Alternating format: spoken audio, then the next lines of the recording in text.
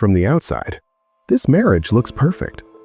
A quiet neighborhood, a successful husband, a disciplined wife. But inside this house, love is not emotional. It's controlled, scheduled, enforced. Don isn't unhappy because he doesn't love his wife. He's unhappy because desire here comes with permission and punishment. Mona decides when he's touched, when he's ignored, and when he's allowed to feel like a man. So, when another woman offers him warmth without rules, Don makes one mistake.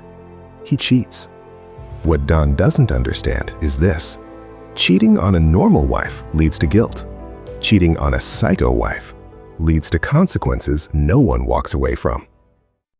The film opens in a quiet, picturesque residential neighborhood that looks almost too perfect. Inside one of the houses lives a family that, on the surface, appears ideal, comfortable, successful, and well-settled. The husband is Don, his wife is Mona, and they have 2 children, Allison and Andrew. But beneath this polished exterior, the reality of their household is far from harmonious. Mona completely dominates the family with her overbearing nature. Every decision must align with her wishes, and nothing happens unless she approves it. Their marriage is rigid and mechanical, with no room for warmth or spontaneity. The days they spend together lack the affection and intimacy expected of a healthy family. Mona is obsessively insecure about her children, demanding that they always come out on top, even if it means playing unfair. Any disobedience or failure to meet her expectations is met with severe punishment. Don, trapped in this suffocating environment, is deeply unhappy and emotionally drained.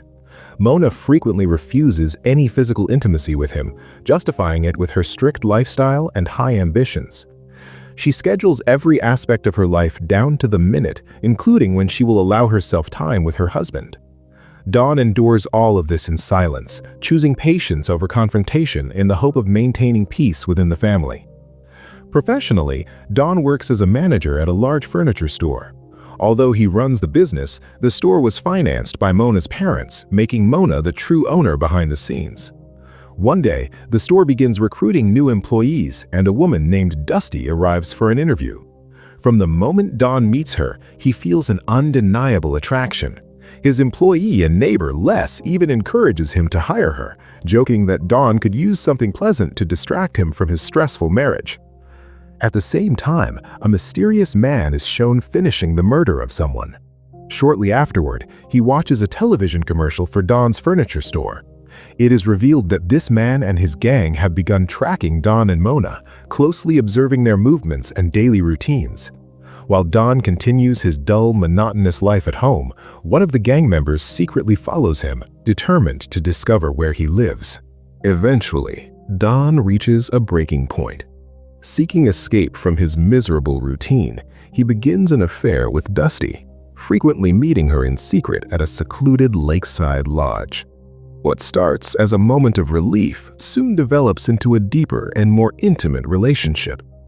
As Don grows closer to Dusty, his already lifeless marriage with Mona becomes even more distant. For a while, everything seems to go smoothly, and Don manages to keep the affair hidden from his wife. However, during a family party at Don's house, his fragile secret is threatened. Dusty drops devastating news. She is pregnant with his child. Don is completely stunned by the revelation, especially since Dusty had been taking pregnancy prevention pills, making the situation even more shocking and complicated for him. Dusty makes it clear that she has no intention of aborting the pregnancy.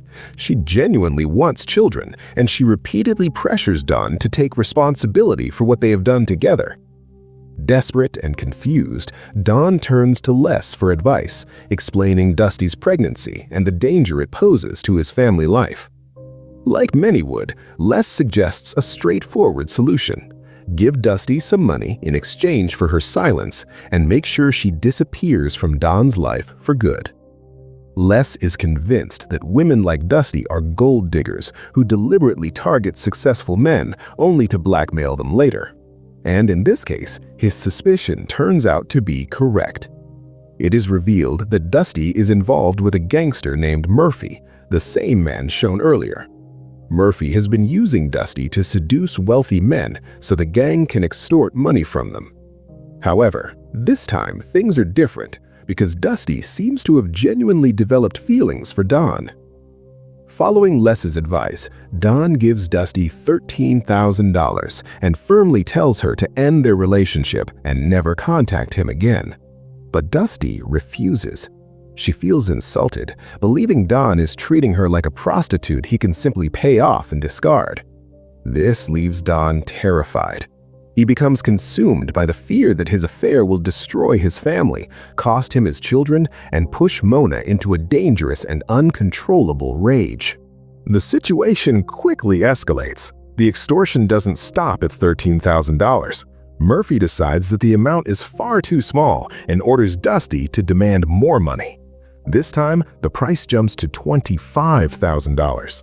Dawn is pushed to the edge as he has no money left and no idea how to escape Dusty's continued blackmail.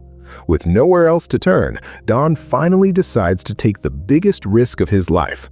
He chooses to tell Mona the truth about everything.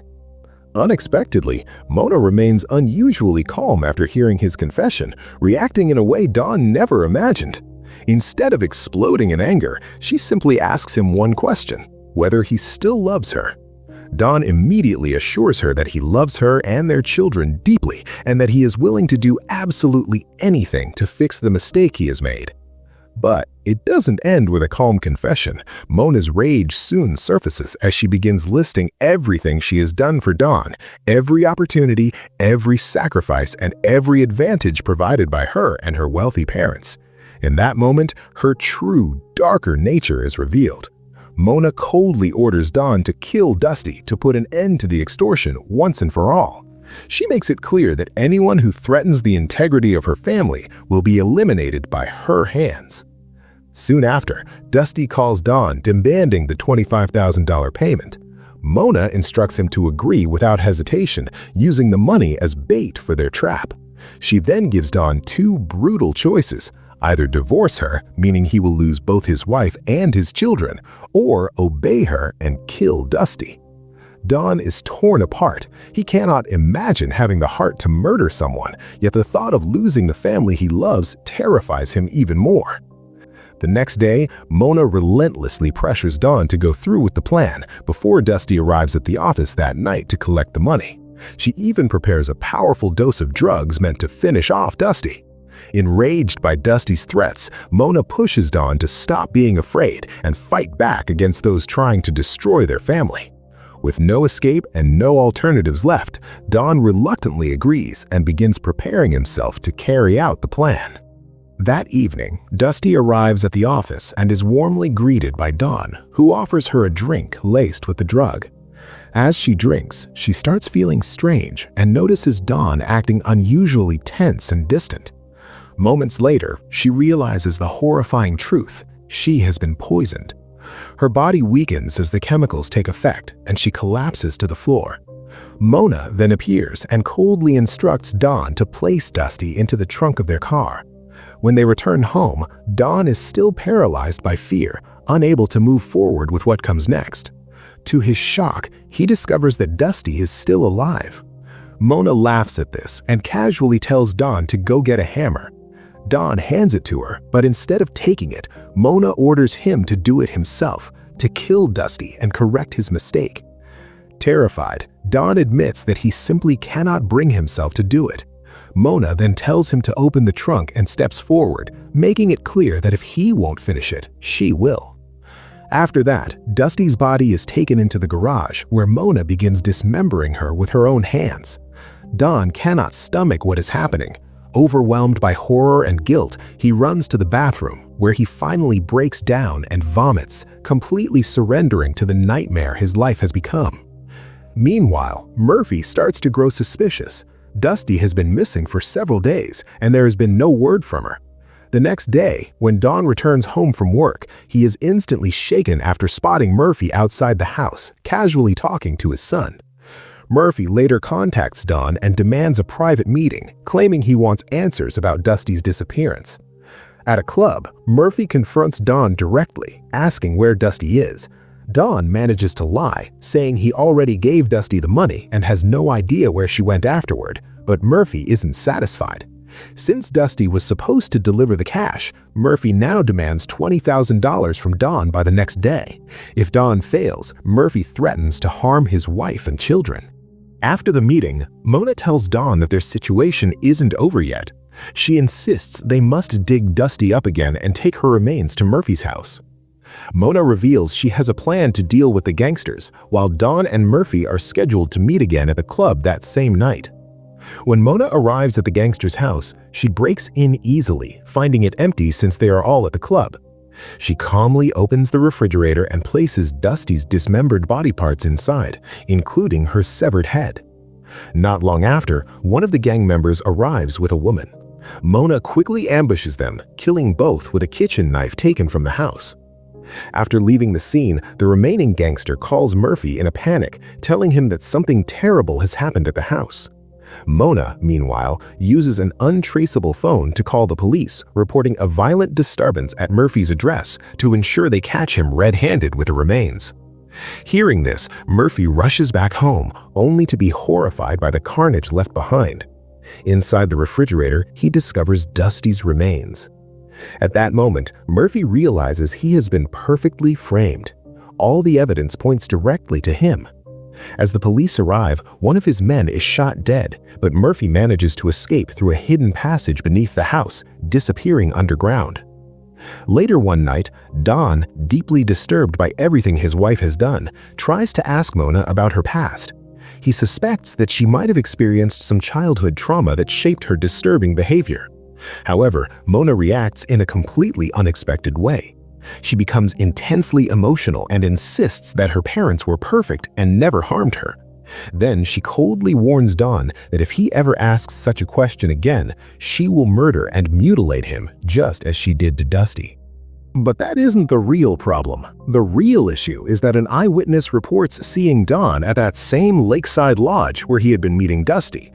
Cornered by this information, Don has no choice but to confess to the police that he was having an affair with Dusty.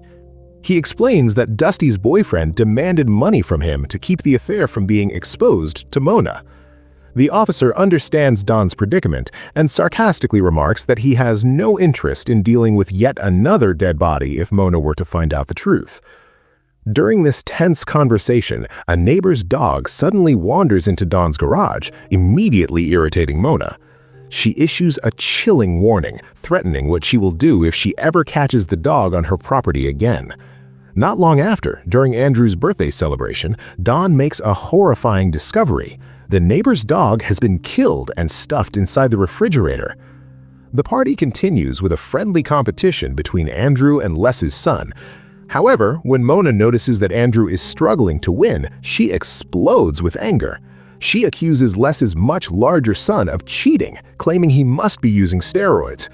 Don also witnesses Mona cruelly insulting the boy's mother, who suffers from Crohn's disease, going so far as to wish her a slow and humiliating death. When Allison sees her brother losing, she suddenly grabs a stick and smashes the unicorn piñata until it is completely destroyed. It becomes clear that Allison is Mona's favorite child, always treated far better than Andrew. Watching his son being humiliated while his daughter mirrors Mona's cruelty deeply saddens Don. He realizes that if nothing changes, Allison will grow up to become exactly like her mother. At that moment, Don finally decides it's time to put an end to all of Mona's madness. He shuts off the electricity in the garage lamp to set up a faulty connection capable of producing a spark. After testing it, he opens the gas cylinder valve, allowing gas to slowly fill the garage. Don then casually asks Mona to go to the garage refrigerator and get him some beef, while he pretends to check on the grill outside. As Mona heads toward the garage, Don quietly walks away, acting as if nothing is wrong. Inside the garage, Mona turns on the lamp. A spark flashes, and the gas-filled space explodes, killing her instantly. After everything is over, Don moves into a new house and lives comfortably using the wealth Mona left behind. For the first time, he and his children live freely, without strict rules, fear, or the constant threat of death hanging over them. They finally seem happy. But the story doesn't truly end there. Murphy, the gangster who escaped earlier, is still missing. In the final moments, we see Murphy secretly following Don's car from behind. As the credits roll, the sound of 2 gunshots is heard, implying that Don may have finally paid the ultimate price for everything that came before.